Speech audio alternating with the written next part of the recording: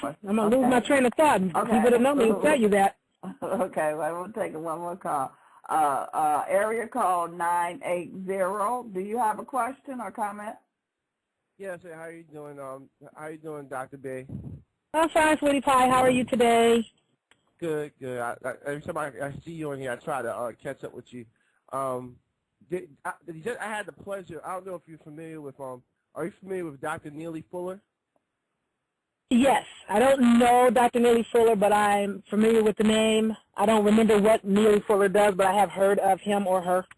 I think it's a he, right? Yes, a he. Yeah. He's an older gentleman, and he basically he wrote a book about about white supremacy, and he did some.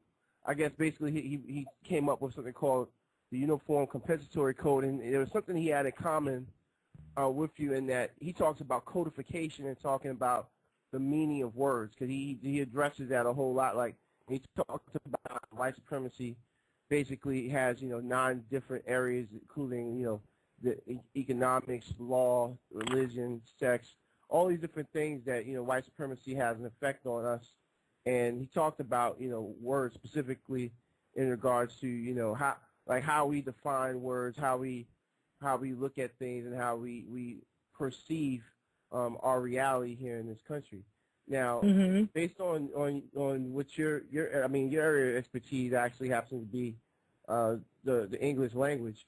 I mean, do you think that in this day and time that I've talked to several people and they feel like it's not just a matter of getting people to be educated. You have to change the whole system. But my thing is, do you think we're at a place now where it's too late to try to get as many people to be educated, do more reading, more research? Are we beyond that point, or? It's never too late for a melanin-rich person to do almost anything. Again, because you're melanin-rich, you are one of the most powerful entities walking by nature. If our people would tune into their nature, which is very difficult to do in a society that it has you bombarded with frequencies all the time, coming from satellite systems, beaming off of the television. You hear the refrigerator humming constantly, the headsets, the cell phones. All of these things put out an energy frequency that distorts your frequency. Kind of goes back to something my dad had said earlier today. You get in the woods for a while, which our people are woods people. We were wood runners, for lack of better words. But you get in the woods for a while. If you're out there long enough, and you tune into yourself and find yourself and get right with nature, you hear and feel everything. And as such, because you're so connected, you can also change it. Because remember, every single thing under the sun is molecular. It's all atoms and molecules, protons, neutrons, electrons, surrounded predominantly by space, all of which are moved in this frequency or ocean of energy, and melanin-rich people have more control over energy than anyone else. That's why people always make it their business to stay step, step, step, step, step on your back, because as long as you are out of tune and out of touch and out of sync, everyone else can misrule the world. Because if you ever, as a people, get in tune, it's over. Everybody will have to sit down because, again, you're the ancient Lemurians. You are the keepers of the globe. And right now, since we're not keeping it, it's all screwed up. Thank you, caller. Thank you. Okay. You're welcome. Thank you for the call. Now, back to the whole not calling yourself Native American. If you say you're Native American, 2 things wrong with that. One, it's a legal term that basically means those tribes that are federally recognized. Most melanin-rich cultures that are trying to get recognition are not federally recognized. Of course, you don't necessarily want to be anyway, because I forget what the word recognize means. My sister girl, Mahat, and I looked it up, and I think it meant something to do with being under the authority. Hold on one second. Yes. No, thanks, Sweet Pea. Did you change it? Thanks. Absolve me. That was my son checking on me. That's all right. That's good. Yeah, we know you have a. I'm outside in the van because it was noisy in the house. But You shouldn't call yourself that. And not only that, the second reason why you don't want to be Native American, well, actually 3 reasons. The second reason, nativus means slave or servant, which is the same, one and the same synonym with the word native. Native and nativus are the same word. Also, if you say you're Native American, well, a person can come from Russia and have a child here. That child is born here, therefore they can also say they're Native American. You can be Chinese, Japanese, Russian, Pakistani, Bangladesh, whatever, and claim you're Native American just because you were born here. So I'm going to submit, you don't want to say you're Black American because, again, black means pale. That's not you either. However, the only thing that I can think of that we can call ourselves without complicating things, because I'm going to tell you, I know there are callers out there that will say, we ain't no dang Americans because that's Amerigo Vespuccio, and it is not. Or, we don't want to claim that. That's what the Europeans put on us. I don't care what they put on us. When it comes to them, you are going to have to beat them with their own stuff, period. We're not going to whip them fighting physically.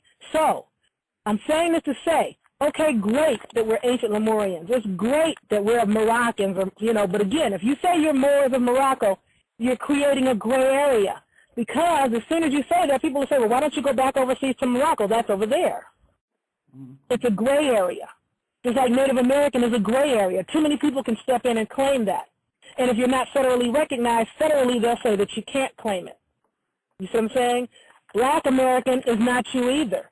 However, African American is not right either. Because I'm going to tell you this, there is no such place as Africa America.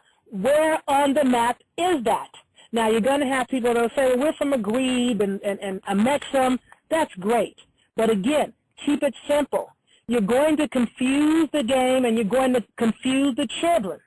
A Mexum, they're going to be like, if you talk, let's say you're an ambassador and you want to talk to somebody about our people and you say, oh, well, we're from a Mexum, you're talking to someone from China. They're like, where?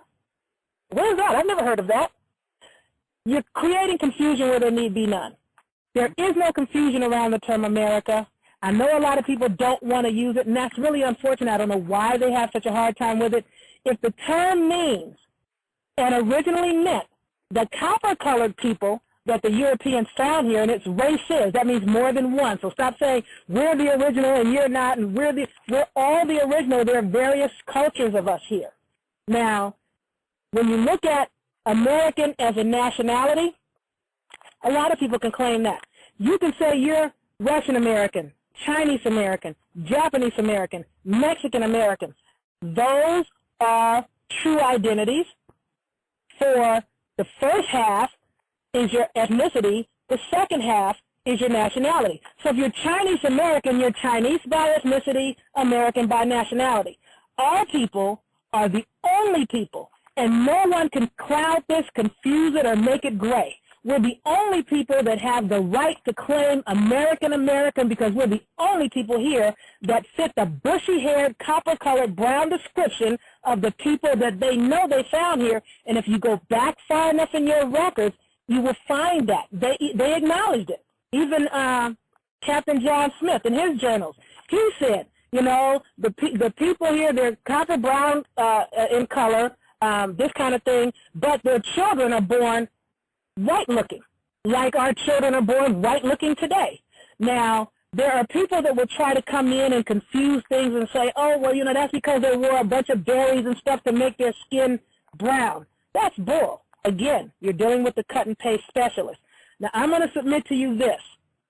There is a name that I want to put out here today, and I want all of you, like my sister Lady Ma'at said, and I used to forget this name, and she'd be like, nigga, how you going to forget, excuse the word, but we use this a lot because, again, Negus means Ethiopian, noble, or royal. Ethiopian means dark-colored face.